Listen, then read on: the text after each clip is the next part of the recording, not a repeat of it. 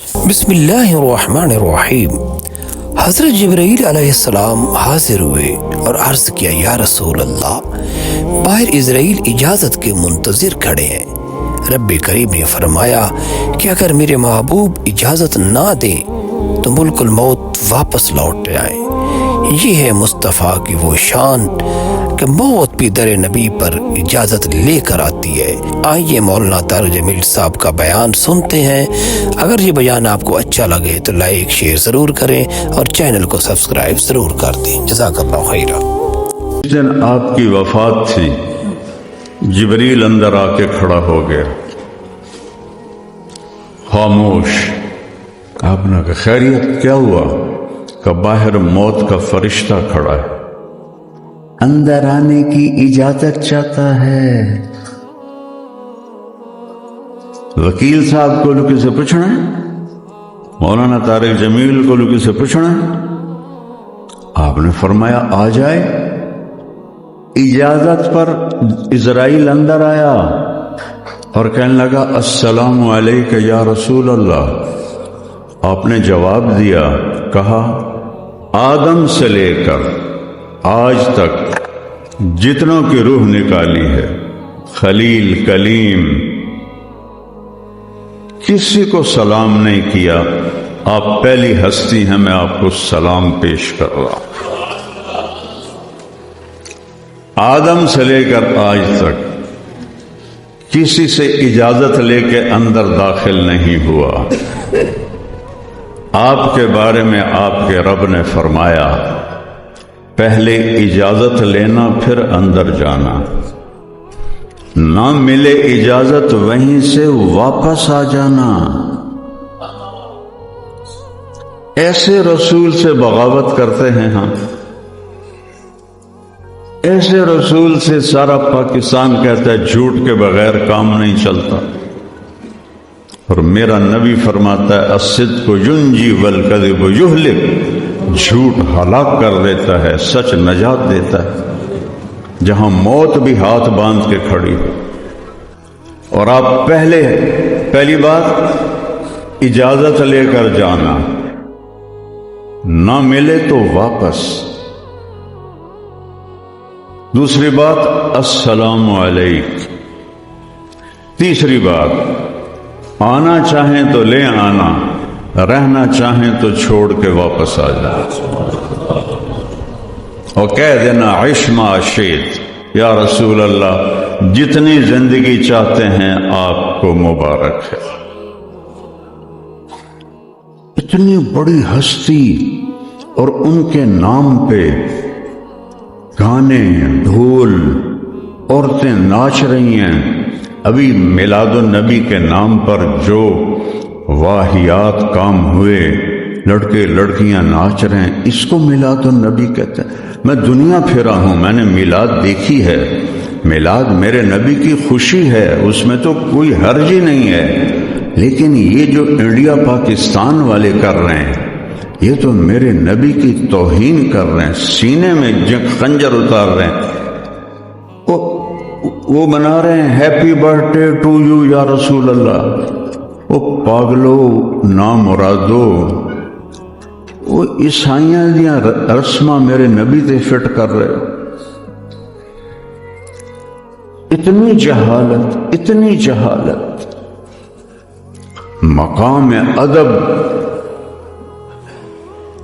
کہ معراج پہ بلایا جائے اور پردے اٹھائے جائیں، اور پھر اللہ پہل کرے السلام علیک ایھا النبی ورحمۃ اللہ وبرکاتہ۔ وہ کیا شان ہے! میں ساری رات لگا رہوں تو اللہ کے فضل سے میرے نبی کی کہانی ختم نہیں ہوگی۔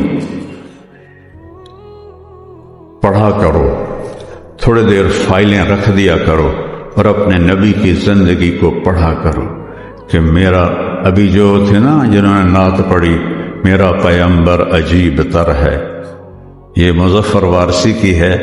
کیا خوبصورت جملہ ہے، میرا پیغمبر عجیب تر ہے۔ اللہ کے بعد کوئی ہے تو وہ اللہ کا حبیب ہے۔ اللہ کے بعد کسی کا مقام ہے تو وہ اللہ کے حبیب کا ہے۔ اور جب آپ پیدا ہوئے، ایک سمندر کی مچھلیوں نے دوسرے سمندر کی مچھلیوں کو مبارک دی، حالانکہ سمندر کی مچھلیاں بارڈر کراس نہیں کرتی، اپنے سمندر سے باہر نہیں جاتی۔ یہاں ہے بحر ہند، یہاں ہے بحر اوقیانوس، کیپ ٹاؤن میں 2 دفعہ گیا ہوں، نہ تو پانی آپس میں ملتے ہیں، ایسے ہو جاتے ہیں، لمبی سینکڑوں میل لمبی لکیر نظر آتی، نہ مچھلیاں ادھر جاتی ہیں نہ ادھر جاتی ہیں، یہاں سے یوں یہاں سے یوں۔ 7 سمندر کی مچھلیوں نے ایک دوسرے کو مبارک دی کہ 2 جہان کے سردار آ گئے۔ وہ صرف ربیع الاول کے لیے ہے، اپنی وکالت کو، اپنی زندگی کو، اپنے طور و اطوار کو پر محمدی مہر لگاؤ۔ اگر محمدی مہر نہیں ہے تو پھینک دیا جائے گا۔ ابو لہب سید ہے، ابو لہب قریشی ہے، ابو لہب چاچا ہے۔ میرا رب فرمایا تبت یدا ابی لہب وتب، برباد ہے یہ خبیث۔ بلال حبشی ہے، حبشی کا بیٹا ہے، اور مجھے مطالعے کا ذوق ساری زندگی رہا، اب بھی ہے۔ میں آج تک بلال کے دادے کا نام نہیں ڈھونڈ سکا، اتنا بے نام آدمی ہے۔ قبر کہاں ہے؟ دمشق۔ نبی کا کیا فرمان ہے؟ سب سے پہلے قبر سے میں نکلوں گا قیامت کے دن، میرے دائیں طرف ابو بکر، میرے بائیں طرف عمر، اور بلال میرے قدموں سے اٹھایا جائے، شام سے نہیں، قدموں سے۔ اور میرے لیے براق آئے گا، میں اس پہ سوار ہوں گا۔ بلال کے لیے سرخ اونٹنی آئے گی، وہ اس پہ سوار ہو کر میرے آگے ایز اے ڈرائیور چلے گا۔ اور جب میدان معاشر میں دنیا اکٹھی ہوگی تو اللہ خود، اللہ خود، اللہ خود بلال سے کہے گا اونٹنی پہ کھڑے ہو اور اذان دے۔ بلال اذان دیں گے، سارا محشر سنے گا۔ ایک اور واقعہ سناتا ہے۔ آپ کا جسد مبارک پڑا ہے، 11 بجے کے قریب انتقال ہوا، راؤنڈ اباؤٹ ظہر کی اذان دینے کے لیے چڑھے۔ جب اشہد ان محمد رسول اللہ پہ پہنچے، آواز بند ہو گئی، روتے روتے روتے مشکل سے اذان پوری ہوئی، نیچے اترے گا، سن لو میں قسم کھاتا ہوں نبی کے بعد اب کسی کے لیے اذان نہیں دوں گا۔ اور کچھ دنوں کے بعد ابو بکر کے پاس آئے، ابو بکر اب میرا دل نہیں لگتا آپ کے بغیر مدینے میں، مجھے جہاد کی اجازت دے دو۔ انہوں نے پہلے تو روکا، پھر حضرت عمر نے سفارش کی، جانے دو، پریشان ہے، اجازت مل گئی۔ خام میں زیارت ہوئی، بلال یہ کیا بے وفائی، ہمیں ملنا ہی چھوڑ دیا۔ ان کی جب آنکھ کھلی تو انہوں نے سمجھا کہ آپ واقعی زندہ ہیں، مدینہ میں مجھے بلا رہے ہیں۔ اس قدر سحر ہوا خواب کا کہ اسی وقت اونٹنی تیار کی، 21 دن کا سفر 1 ہفتے میں طے کیا، اور جب مدینے میں داخل ہونے تک ان کو یاد نہیں کہ آپ جا چکے ہیں۔ یا رسول اللہ لبیک میں آ گیا، یا رسول اللہ لبیک میں آ گیا۔ جب پہنچے قریب روزے کے تو گر پڑے، کہا ہائے، اور جا کے قبر کے اوپر ایسے لیٹ گئے اور دھاڑ دھاڑ شروع کر دی، یا رسول اللہ میں تو آ گیا ہوں، آپ کہاں؟ میں تو آ گیا ہوں، آپ کہاں؟ نماز کا وقت ہو گیا، سب کو پتہ تھا، قسم کھائی ہوئی ہے میں نے اذان نہیں دینی۔ تو سارے بڑے بڑے صحابہ، میرے نبی کی آنکھوں کی ٹھنڈک، میرے نبی کی آنکھوں کے تارے، میرے نبی کے راج دلارے، جنت کے سردار حسن حسین کے پاس گئے کہ بھتیجو آج آپ بلال سے کہو کہ اذان دے دے، ورنہ وہ کبھی نہیں دیں گے۔ تو ایک 10 سال کے، ایک 9 سال کے، 2-3 سال گزر گئے تھے، تو یہ دونوں بھائی آئے، چچا ایک درخواست ہے۔ تو ان کی آنکھوں میں آنسو آ گئے کہ آپ درخواست کہہ رہے ہو؟ آپ تو میرے آقا ہو، حکم فرمائیں کہ جیسے آپ ہمارے نانا کے لیے اذان دیتے تھے آج اذان دیتے۔ تو بلال کی چیخیں نکل گئیں روتے روتے، کہا بھتیجو میں نے قسم کھائی تھی کہ میں اب کبھی اذان نہیں دوں گا، لیکن تم تو میرے نبی کے راج دلارے ہو، میں آج قسم توڑوں گا، اذان دوں گا۔ یہ مسجد، یہاں ایک انصاری عورت کا گھر تھا، اس کی چھت پہ چڑھ کے اذان دیتے، اس کی چھت پہ چڑھ اللہ اکبر کہا تو مدینے کی عورتیں بھی روتی ہوئیں گلیوں میں باہر آ گئیں، اور سب کو ایسے لگا جیسے آپ زندہ ہیں۔ ایک لمحے کے لیے سارا مدینہ بھول گیا کہ آپ جا چکے ہیں۔ وہ دھاڑ دھاڑ مچ گئی، در و دیوار رونے لگے۔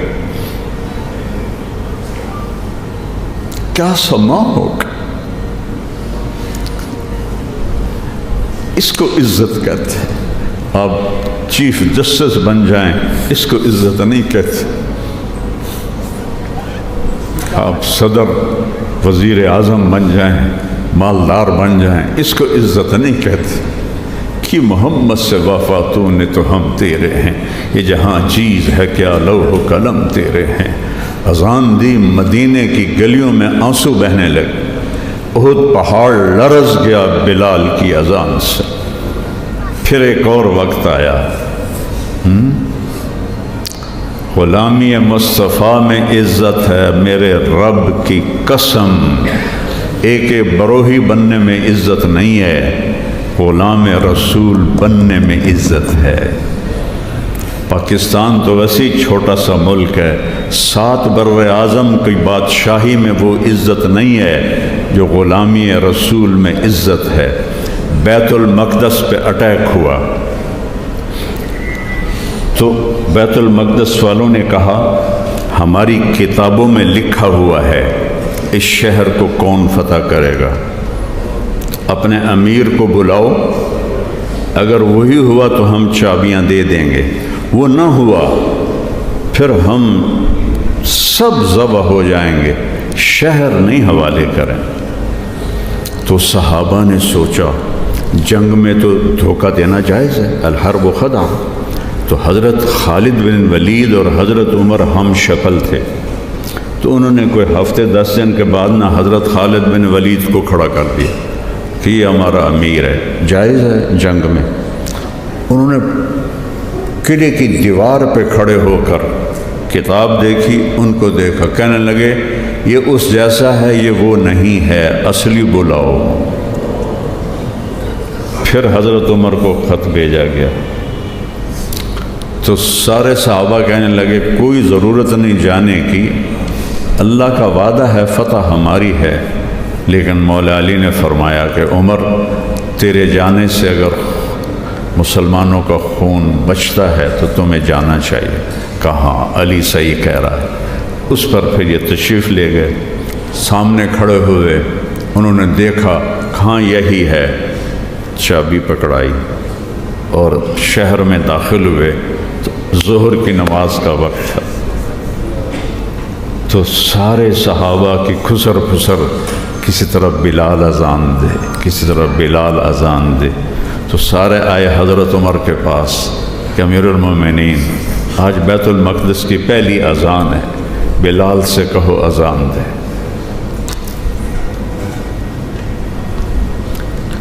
کون سے سید خاندان سے تھا بلال؟ یہ عزت کہاں سے مل رہی ہے؟ نبی کے قدموں کی خاک تلے مل رہی ہے۔ تو حضرت عمر نے بولا عمر عمر، کیا کہہ رہے ہیں؟ سیدنا بلال، ہمارے آقا بلال، سیدنا بلال، ہمارے آقا بلال، ایک درخواست تو مان لو۔ کہنے لگے کیا؟ کہ آج اذان دے دو۔ یہ سارا مجمع تڑپ رہا ہے۔ ان کے پھر آنسو گرنے لگے کہ اچھا عمر، تیرے کے لیے قسم توڑوں گا جیسے حسنین کے لیے توڑی تھی۔ اور وہ جو آپ گنبد آپ کو نظر آتا ہے بیت المقدس میں، یہ گنبد اس وقت نہیں تھا، چٹان تھی۔ اس چٹان کے ساتھ براق کو باندھا گیا تھا۔ اس چٹان پہ چڑھے، جب اللہ اکبر کہا تو 40,000 کا لشکر رو رو کے زمین پہ گر گیا۔ اللہ کے نبی کی یاد آ گئی، زمانہ یاد آ گیا۔ میرے عزیزوں، میرے بھائیوں بہنوں، یہ زندگی امتحان اور پیپر ہے۔ اپنے محبوب کی زندگی ڈھونڈو اور اپناؤ۔ آپ کے دلائل صحیح ہوں، آپ کے حق میں فیصلہ ہو جاتا ہے۔ لیکن ہمارا نظام ظلم ہے۔ ہو سکتا ہے آپ کے سارے دلائل ٹھیک ہوں اور جج صاحب کسی اور کی مان کے بیٹھے ہوئے ہوں اور اس کے حق میں فیصلہ دیں گے۔ یہ بات میری یاد رکھنا، قوموں کی تباہی معیشت کی کمی سے نہیں ہوتی، اللہ کی قسم، قرآن کی گواہی ہے۔ کوئی قوم اس لیے نہیں ہلاک ہوئی کہ پیسے کم ہو گئے تھے، مقروض ہو گئے تھے۔ جو قوم ہلاک ہوئی ہے ظلم پہ ہلاک ہوئی ہے، ظلم پہ ہلاک ہوئی ہے، ظلم پہ ہلاک ہوئی ہے۔ اور میں صرف عدالتوں کی بات نہیں کر رہا، میرا ریڑھی والا بھی ظالم ہے۔ اس حال میں سیلاب میں چوریاں کر رہے ہیں تو میں تو رو رو کے میرا برا حال ہوا ہے کہ یا اللہ، ایک اتنا بڑا عذاب اور ایک اس میں چوریاں ہو رہی ہیں۔ تو ظلم صرف طاقتور نہیں کر رہا، ہمارا غریب بھی ظالم ہے، مالدار بھی ظالم ہے، اور ہر قوم کی تباہی کا ایک ہی سبب ہے اور وہ ظلم ہے، ظلم ہے، ظلم ہے۔ إن للمتقين مفازا حدائق وأعنابا وكواعب ترابا وكأسا دهاقا لا يسمعون فيها لغوا ولا كذابا جزاء من ربك عطاء حسابا رب السماوات والأرض وما بينهما الرحمن لا يملكون منه خطابا